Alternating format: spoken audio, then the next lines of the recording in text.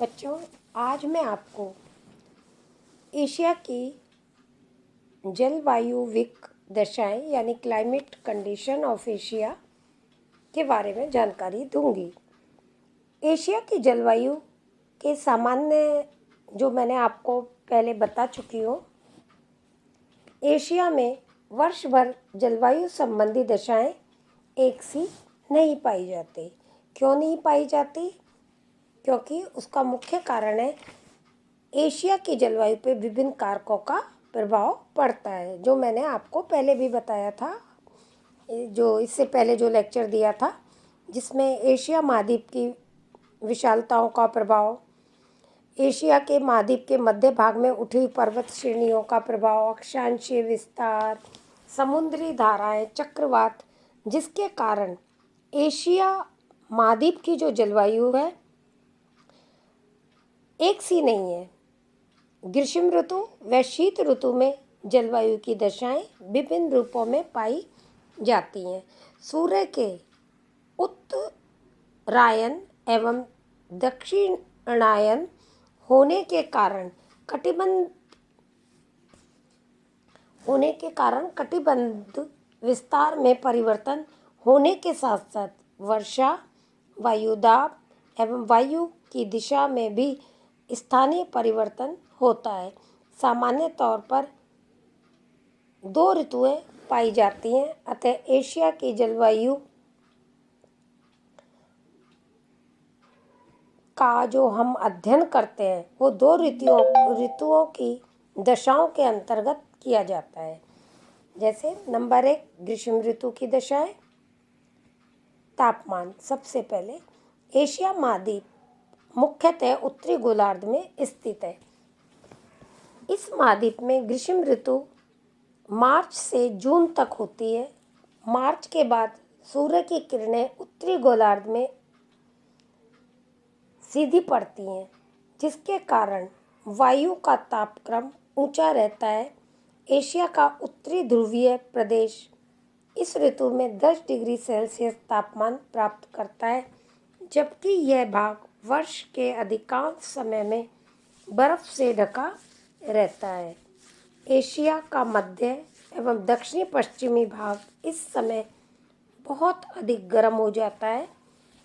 मध्य Asia के कुछ भाग, अरब का मध्य भाग, इराक के मध्य भाग एवं पश्चिमी भाग, भारत के पश्चिमी मरुस्थलीय प्रदेश तथा उत्तरी पश्चिमी पाकिस्तान इस ऋतु के तापमान 45 डिग्री सेल्सियस तक पहुंच जाता है। 26 डिग्री सेल्सियस समताप रेखा एशिया के मध्य भाग से होकर गुजरती है। पाकिस्तान में स्थित विश्व का सबसे गर्म स्थल जैकोबाबाद नगर का तापमान 50 डिग्री सेल्सियस से भी ऊपर पहुंच जाता है। तो बच्चों, ये इस तरह की एशिया महाद्वीप में तापमान की स्थिति रहती है। अब दूसरा पॉइंट आता है वायुदाब। ग्रीष्म ऋतु के आरंभ होने के साथ तापमान में वृद्धि भी होने लगती है, जिसके फलस्वरूप मध्य एशिया से उच्च वायुदाब हटने लगता है एवं निम्न वायुदाब स्थापित होने लगता है, क्योंकि वायु भार और तापक्रम में घनिष्ठ संबंध है। वायु अधिक भार से कम भार की ओर चलती है। जून माह में एशिया के दक्षिणी पश्चिमी भाग में उच्चतम तापमान पाया जाता है, जिसके परिणाम स्वरूप इस भाग में बहुत शक्तिशाली निम्न वायुदाब का क्षेत्र स्थापित हो जाता है। सबसे अधिक निम्न वायुदाब पंजाब प्रांत में पाया जाता है तथा इस समय हिंद महासागर में उच्च वायुदाब का क्षेत्र पाया जाता है, जिसके परिणाम स्वरूप हवाएं हिंद महासागर से कम वायु भार के क्षेत्र की ओर चलने लगती है। तीसरा आता है वायु की दिशाएं। मध्य एशिया एवं दक्षिणी पश्चिमी एशिया में ग्रीष्म ऋतु में उच्च तापमान एवं भीषण गर्मी पाई जाती है, जिसके कारण इस भाग पर तापमान की वृद्धि के कारण वायुमंडलीय दाब घट जाता है एवं न्यूनतम वायु दाब का केंद्र स्थापित हो जाता है। इसी कारण उच्च वायु दाब में निम्न वायु दाब की ओर से हवाएं चलने लगती हैं। इस समय समुद्रों पर वायु दाब अधिक होता है, जिससे हवाएं जल से स्थल की ओर चलने लगती है। मौसम के अनुसार चलने के कारण इन हवाओं को मानसूनी हवाएं कहते हैं। अब इसके बाद आता है वर्षा एवं ग्रीष्मकालीन मानसून की दशाएं। ग्रीष्म ऋतु में समुद्र पर अधिक वायुदाब होता है, जिसके कारण हवाओं की दिशा समुद्र से महाद्वीप की ओर या जल भाग से स्थल की ओर होती है। इस समय भारतीय उपमहाद्वीप में एक न्यून वायुदाब का क्षेत्र विकसित होता है, जिसके कारण समुद्री हवाएं आंतरिक भागों की ओर चलने लगती है, जिनसे एशिया के अधिकांश भागों में वर्षा होती है। तापमान व वायु भार के विपरीत संबंध होता है। इस ऋतु में भारत के उत्तरी पश्चिमी भाग एवं पश्चिमी पाकिस्तान में अति उच्च तापमान विकसित होने के कारण यहाँ न्यून वायु दाब का क्षेत्र विकसित हो जाता है, जिससे हवाएं हिंद महासागर से पश्चिमी पाकिस्तान व भारत के उत्तरी पश्चिमी कम वायु भार के क्षेत्र की ओर चलती हैं। इन हवाओं से समुद्र के समीपवर्ती भागों में जहां इनको रोकने के लिए पर्वत मौजूद हैं, वहां प्राप्त वर्षा होती है। उदाहरण के लिए भारत के पश्चिमी तट, बंगाल, असम में प्राप्त वर्षा होती है। मेघालय की पहाड़ियों पर स्थित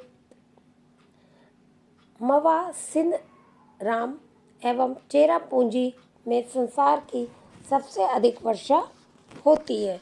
आंतरिक भागों तक पहुँचते पहुँचते वर्षा कम होती जाती है, यानी धीरे धीरे उसकी मात्रा में कमी आती जाती है।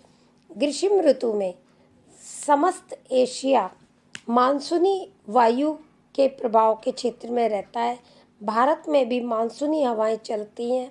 ग्रीष्मकालीन monsoon Bharat, Pakistan, Indonesia, Burma, Malaya, Japan, चीन आदि देशों को वर्षा प्राप्त होती है। तो बच्चों, ये ग्रीष्म ऋतु की स्थिति होती है। इसके बाद शुरू होता है शीत ऋतु की दशाएं। तापमान। शीत ऋतु में एशिया महाद्वीप में शीत ऋतु की अवधि अक्टूबर से फरवरी माह तक होती है। सितंबर माह के बाद किरणें मकर रेखा की ओर बढ़ने लगती हैं। सूर्य की ये किरणें उत्तरी गोलार्ध में अपेक्षाकृत तिरछी पड़ती हैं, जिससे उत्तरी गोलार्ध में इन किरणों से बहुत कम ताप प्राप्त होता है। इसी कारण एशिया महाद्वीप के उत्तरी व मध्य विशाल भाग अत्यधिक ठंडे हो जाते हैं। मध्य एशिया की उच्च पर्वतीय भूमि समुद्र तट से आने वाली आर्द्र हवाओं को अवरोधक बन जाती हैं। अतः ध्रुवीय बर्फीली हवाओं से एशिया के इस विशाल भाग को शीत ऋतु का साम्राज्य स्थापित हो जाता है। वायुदाब। एशिया महाद्वीप में शीत ऋतु आरंभ होते होते जैसे जैसे तापमान कम होता जाता है, वैसे वैसे वायुदाब बढ़ता जाता है। जनवरी माह में एशिया में कठोर सर्दी पड़ती है, जिससे एशिया महाद्वीप के मध्य भाग में इस ऋतु में अत्यधिक वायुदाब का केंद्र स्थापित हो जाता है। ध्रुवीय ठंडी हवाओं के कारण एशिया महाद्वीप से अपनी रेखीय न्यून वायु दाब पेटी लुप्त हो जाती है। इस ऋतु में एशिया स्थल भागों से न्यूनतम तापक्रम होने के कारण उच्च वायुदाब व समुद्र में न्यून वायुदाब की पेटी स्थापित हो जाती है। शीत ऋतु के मध्य एशिया में सर्वाधिक उच्च वायुदाब 1036 मिलीबार पाया जाता है। अब उसके बाद आता है बच्चों वायु की दशाएं।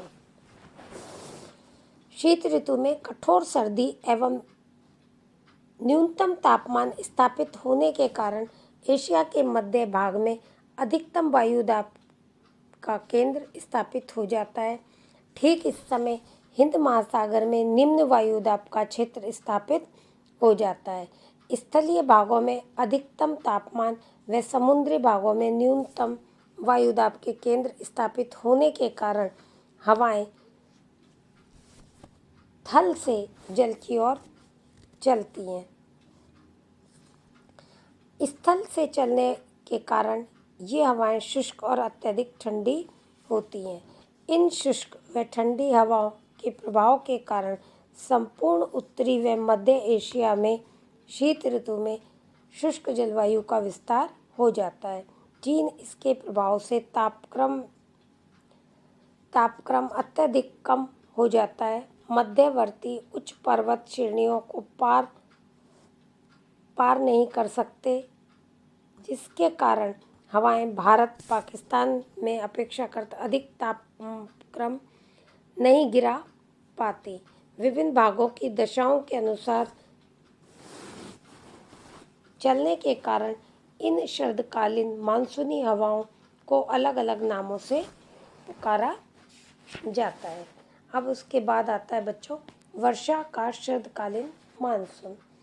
इस ऋतु में हवाएं स्थल से जल की ओर चलने के कारण शुष्क और ठंडी होती हैं, जिसके कारण वर्षा की कोई संभावना नहीं होती।